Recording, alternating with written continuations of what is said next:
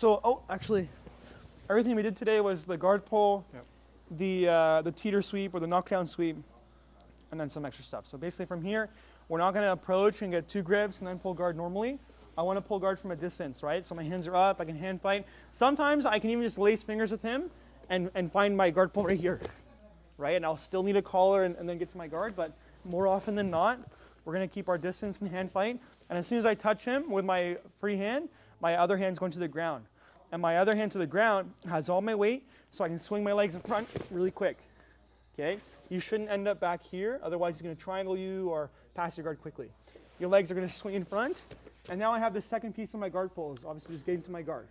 Right? It's just jumping into my guard, constricting with my legs, not really looking for any specific guard, but just constricting, and then placing my hook, step on his hip, getting to DLR. Right? I prefer the cross grip. You guys can do whatever you like. And then from here, all we did today is just practicing pushing him away. Whoops.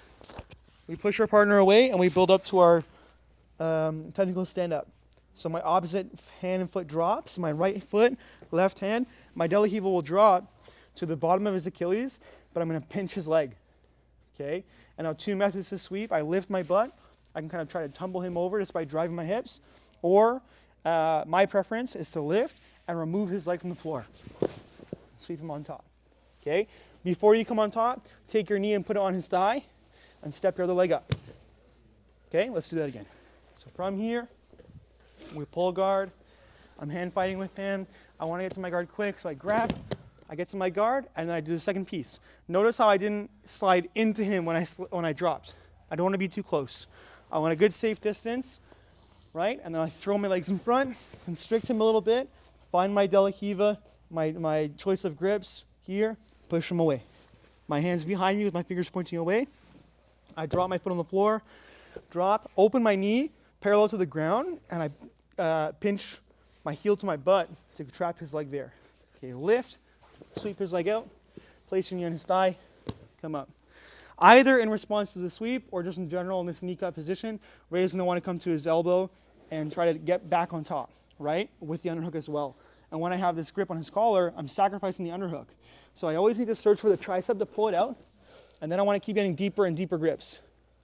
If I control the sleeve, I can reinforce the grip so we're not rowing against one another by putting my forearm on my thigh. Okay? And then I can start advancing my grip higher and higher. Notice how his hand's in my armpit, so I can keep trapping it here too. Okay?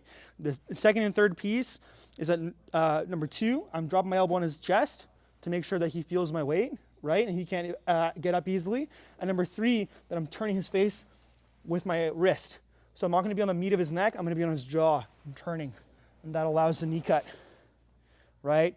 Before I start turning to side control, I just want to make sure that my elbow gets under his elbow to the ground. So I get my underhook. Okay? The second option after we sweep is that this time he's trapped my leg. I have the same grips, but I just can't find my way out of the guard, right? Or I see this opportunity. Whenever I have a nice grip where my hand is no longer behind his or beside his neck, that's what I want with my grip, all the way to the back of his gi. A wrinkle comes on the back, and I can grab it really strong. I'm not putting my thumb in the collar. I'm getting my wrist against his neck, and I'm grabbing that wrinkle. Okay? I'll press my forearm on him, and then wiggle it up and get my forearm under. Press, wiggle under. Right? I'll put my head on the ground, stretch my elbows behind, start to choke. While I'm doing that, I can still keep advancing either with the knee cut or by bringing my knee across his hip and placing over here. Keep my foot. I'll probably keep my foot, but this is a much easier position to choke from. Okay, we get our cross choke. The last scenario that we practiced for the sweep and the sequence was from the military base. Right, so this knee's on the floor. This is probably the most effective way to go about it. Right, if this grip is preventing me from sitting up by framing or pulling or otherwise, I can use my lasso to break it off. Back to DLR, bring his hand around my knee and under his, right? And then before he can get back to my collar, I let go, up to my elbow, up to my hand, lose the mic again, nice. Up to my elbow to my hand, and while he's trying to grab my collar, I draw my leg and move his leg from the floor. Okay, building to our knee cut, same couple moves. Voila.